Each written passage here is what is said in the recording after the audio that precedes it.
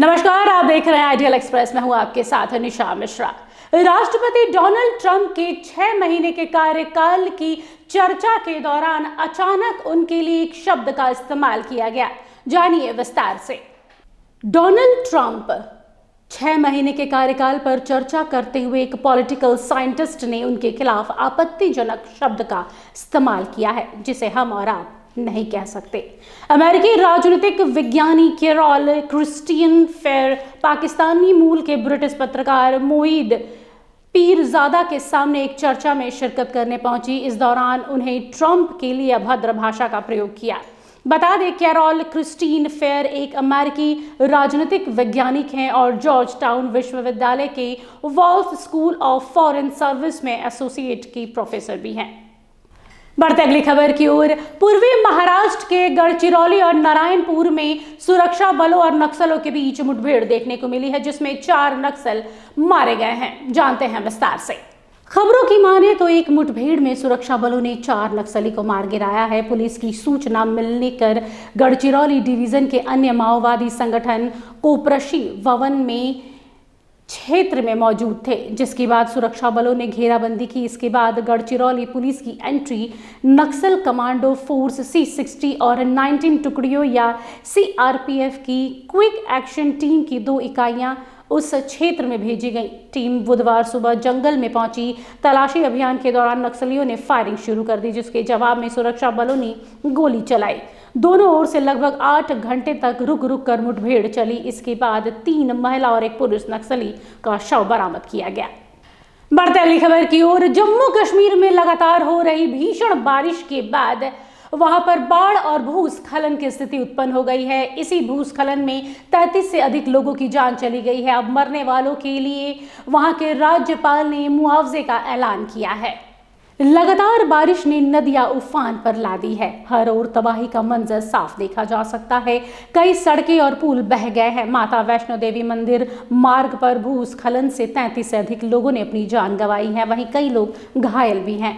वैष्णो देवी मार्ग पर हुए हादसे में घायलों का हाल जानने के लिए जम्मू कश्मीर के उपराज्यपाल मनोज सिन्हा कटरा के ककरीलियाल स्थित श्राइन बोर्ड के नारायण अस्पताल पहुंचे। इस दौरान उन्होंने मुआवजे का ऐलान किया। श्राइन बोर्ड की तरफ से सभी मृतकों के परिजनों को 5 लाख रुपए दिए जाएंगे और 4 लाख रुपए जम्मू कश्मीर के डिजास्टर विभाग के द्वारा दिए जाएंगे। हर मृतक के परिवार को करीब 9 लाख रुपए दिए जा रहे हैं।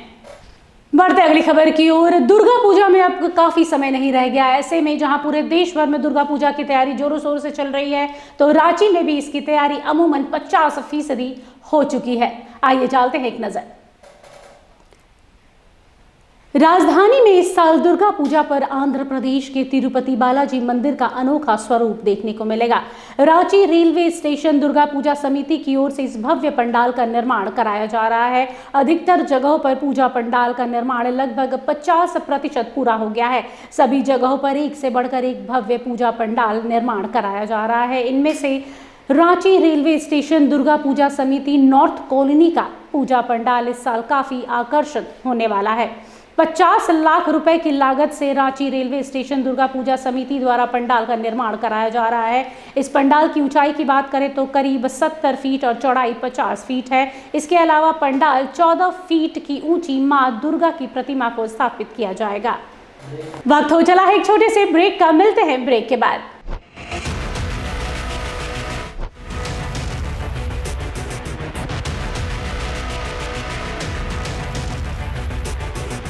अगर सत्ता से सवाल पूछना बगावत है तो हाँ, मैं बागी हूं।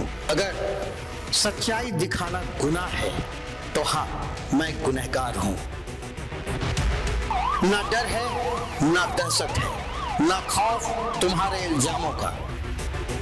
पूछेंगे सवाल, तलाशेंगे जवाब और डंके की चोट पर करेंगे सच और झूठ का पर्दाफाश।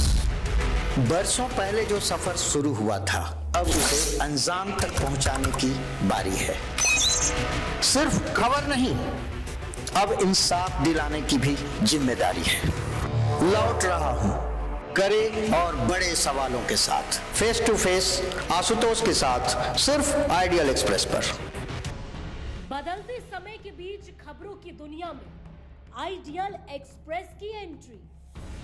खबरों से बनाएंगे अपनी पहचान और रखेंगे निष्पक्ष पत्रकारिता की मिसाल।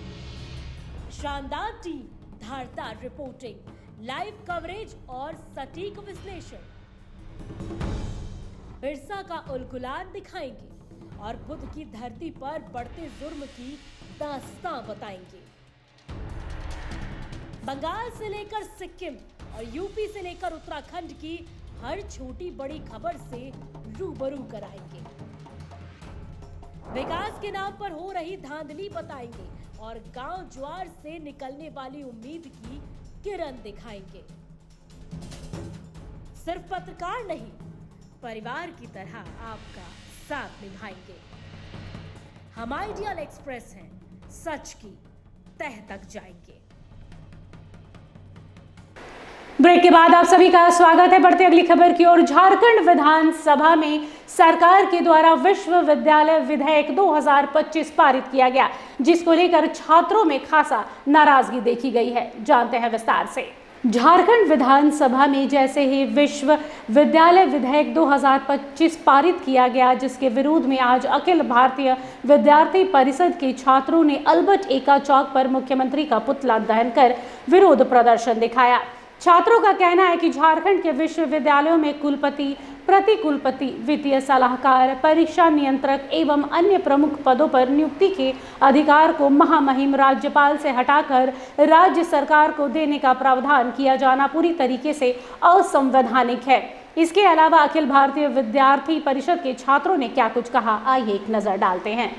विधेयक जो 2025 जो विश्वविद्यालय के खिलाफ जो षड्यंत्र के तहत एक कानून लाया गया, जिसको पारित किया गया है, तो ये सरासर हमारे जो महामहिम हैं उनकी शक्तियों को छीनने का प्रयास झारखंड सरकार के द्वारा किया जा रहा है। उसके साथ साथ छात्र संघ चुनाव में जिस प्रकार के झारखंड सरकार का हस्तक्षेप है कि चुनाव को, वोटिंग सिस्टम को खत्म करके अब तो ये वही बात हो गया कि मॉनिटर सिस्टम जो हम लोग हेड बॉय और मॉनिटर नियुक्त करते थे, तो उस प्रकार से झारखंड सरकार अपने कुछ चहीते लोगों को नियुक्त करेगी जो हमारे विश्वविद्यालय का मुद्दा ना उठा करके वो सरकार के साथ भ्रष्टाचार करेगा सिर्फ कॉलेज कैंपस के अंदर में। तो झारखंड सरकार छात्रों की आवाज को दबाने का काम कर रही है। उसके साथ साथ राज्यपाल महामहिम की शक्तियों को भी छीना जा रहा है। सबसे पहले तो हम बताएं कि हम खुद छात्र संघ सचिव रह चुके हैं। राम लखन सिंह यादव कॉलेज में लगातार 2 बार छात्र संघ का चुनाव लड़ा और 2019 से आज 2025 ये तो सबसे बड़ी गलती सरकार की कि इतना लंबा टर्म तक लगातार सभी छात्र संगठन,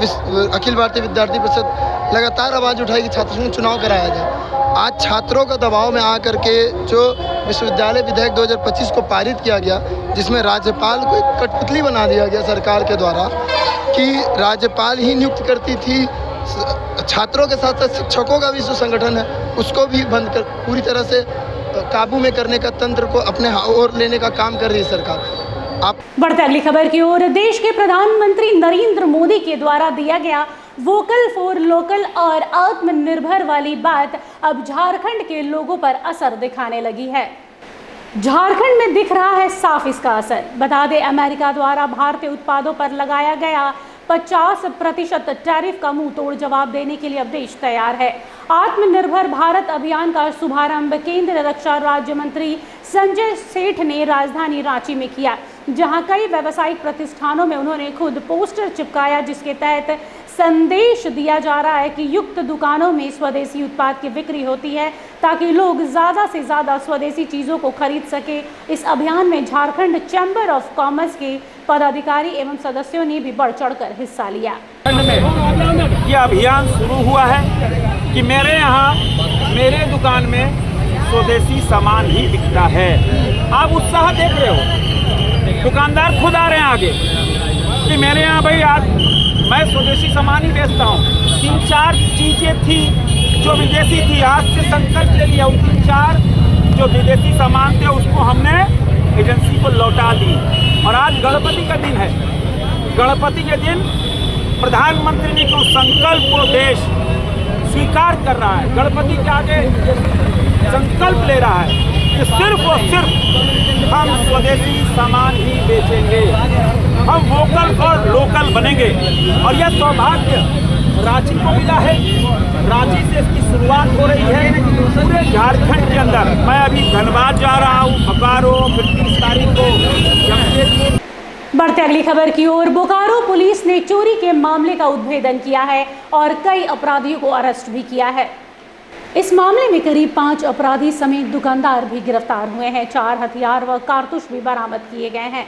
मामला नवाडीह थाना क्षेत्र का है। बता दें कि बीते दिनों बोकारो एसपी हरविंदर सिंह ने बताया था कि 18 अगस्त को नवाडीह थाना क्षेत्र के बिरनी डाही गांव निवासी धनेश्वर साहू के घर से 8 से 10 अपराधियों ने धावा बोल दिया और अचानक हथियार के बल पर लूट को अंजाम दिया। पुलिस ने त्वरित कार्रवाई करते हुए धनबाद के ईस्ट बासुरिया के एक होटल में छापेमारी की, जहां एक अपराधी को दबोच लिया गया है। आगे बोकारो एसपी हरविंदर सिंह ने क्या कुछ कहा, आइए एक नजर डालते हैं।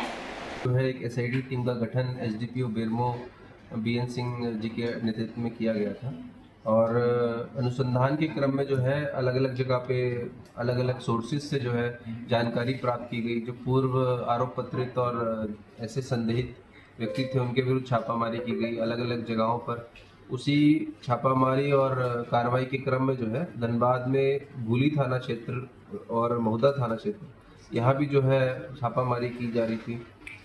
तभी जो है ईस्ट बसूरिया ओपी क्षेत्र में जब ये लोग कार्रवाई कर रही थी छापामारी दल, तो वहाँ पर एक संदिग्ध स्कॉर्पियो वाहन एक होटल के पास खड़ी थी, जिसके पास जब अप्रोच किया तो पुलिस को देख के भागने लगी और शक के आधार पर उनका पीछा किया गया, उनको रोका गया और रोकने पर जब थोड़ा कड़ाई से पूछताछ किया गया तो उसको जो व्यक्ति थे उनके द्वारा ये स्वीकार किया गया कि हाँ हमने ही उस घटना को अंजाम दिया था।